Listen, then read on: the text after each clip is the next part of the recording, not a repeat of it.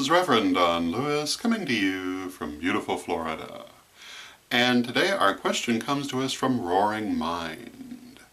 And Roaring Mind has rather a long question, and one which will be difficult to answer in the short format of this vlog, but I'll give it a shot.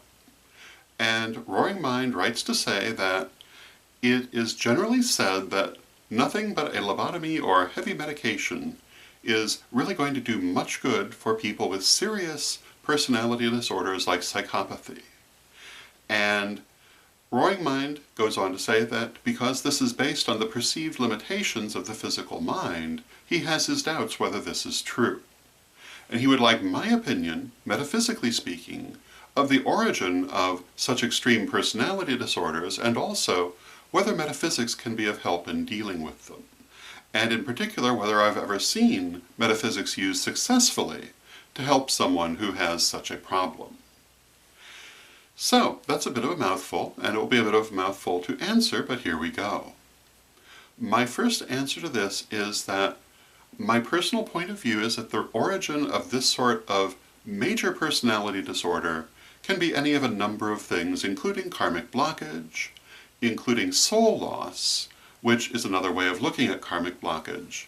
Also, simply where the soul happens to be at the moment, and also extreme ungroundedness.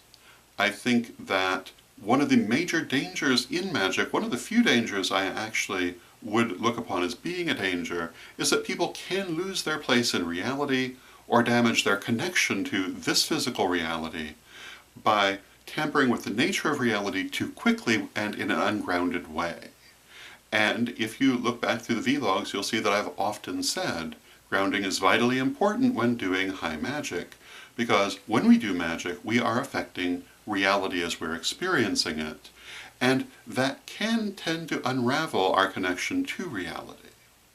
And so it's very important to be grounded and also to do things in a sensible, balanced, and incremental way, if they're major things, to work up to the level that you can do these things, not to rush ahead.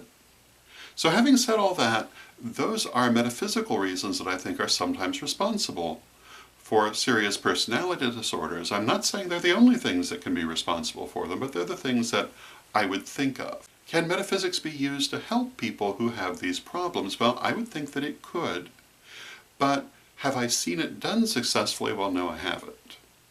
And if you were to ask me how you could do this, well, the first and most important thing is that the person would have to do it for themselves. You can help them, but they have to really want to make that change. And again, I've never really seen it done. And I kind of have come to the point of view that people who are in that position, although I think they can be guided back to where the rest of us are, I think most commonly will not be. Do I think it's possible? Well, yes, it's possible. And it would be through things like energetic healing, energetic cleansing, grounding, soul retrieval. Soul retrieval, very, very important. But if it's really a serious maladjustment, I don't know that you're going to be able to do much. I'm not going to say it's impossible, because I believe it is possible, but I think that the current state of metaphysics really does not have a great deal to address it at the level that it requires addressing. So, those are my thoughts on the matter. I hope you find them interesting, and until next time, may you blessed be. Today's vlog is brought to us by the term Carnabas. Carnabas. The Carnabas giant is a huge chalk carving in the English countryside. The carving shows a naked man sporting an enormous erect penis and carrying a club. It is believed to represent the horn god, whose attributes include the club or staff, even though this particular example has no horns per se. Kern is believed to be a shortened form of Kronos.